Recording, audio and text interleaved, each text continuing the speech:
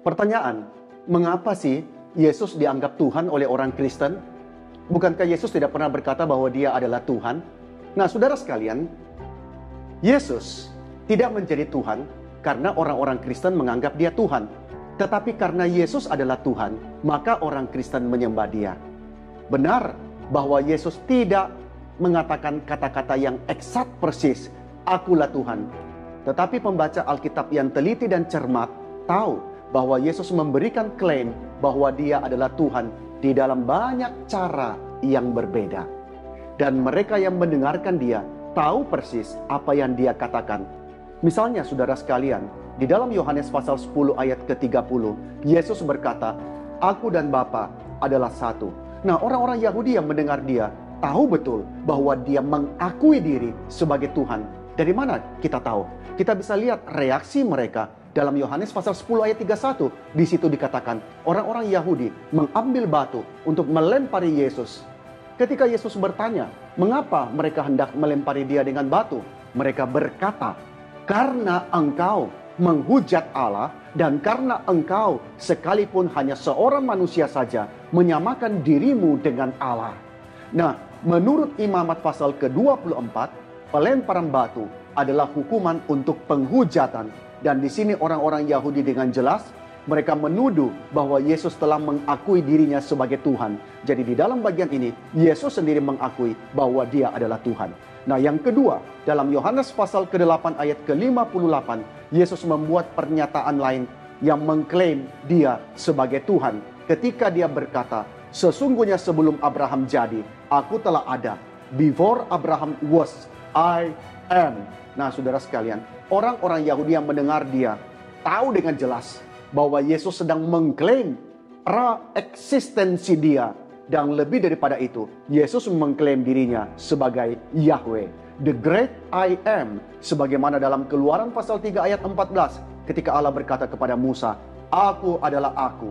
Dan kali ini mereka juga mencoba untuk melempari Yesus dengan batu, karena dia dianggap menghujat, menganggap dirinya Tuhan.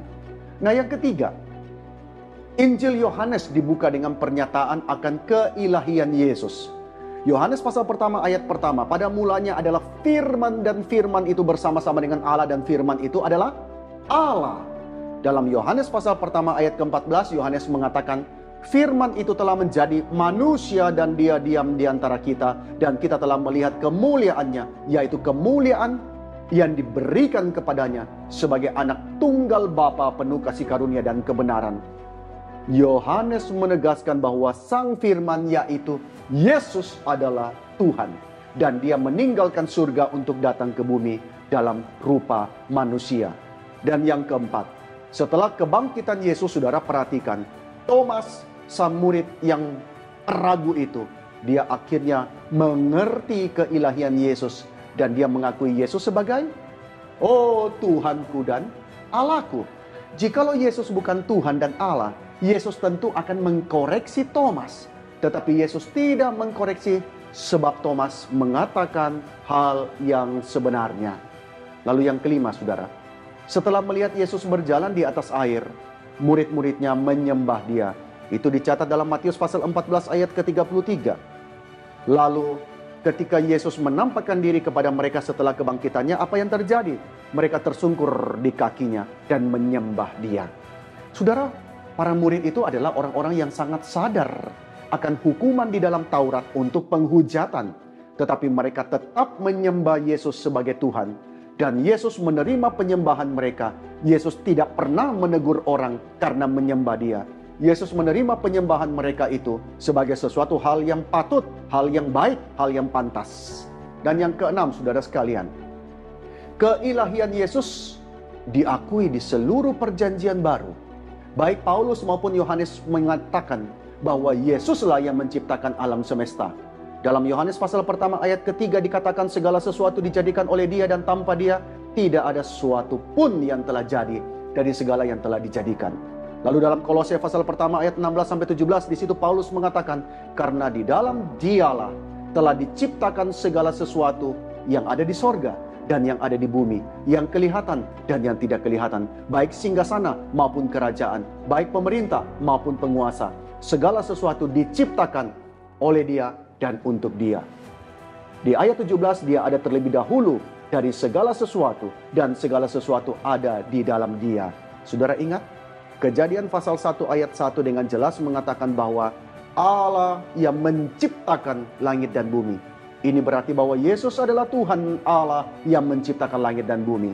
Dan di dalam bagian ketujuh, saudara sekalian, dalam Wahyu pasal kelima, di situ dicatat, Yesus menerima sembah dari seluruh makhluk sorgawi.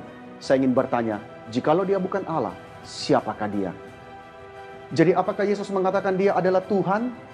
Jelas, dalam banyak hal, termasuk ketika Dia mengenakan nama-nama dan sifat-sifat Tuhan kepada dirinya.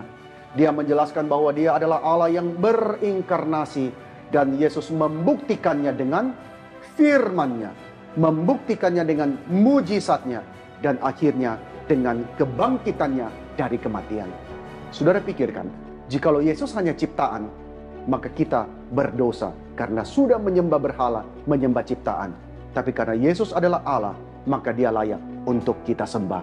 Jikalau Yesus hanya manusia biasa, kematiannya tidak akan bisa membayar semua dosa dunia ini. Tapi karena Dia adalah Allah yang inkarnasi, pengorbanannya tidak terbatas, sanggup menebus siapapun yang diserahkan Bapa kepadanya.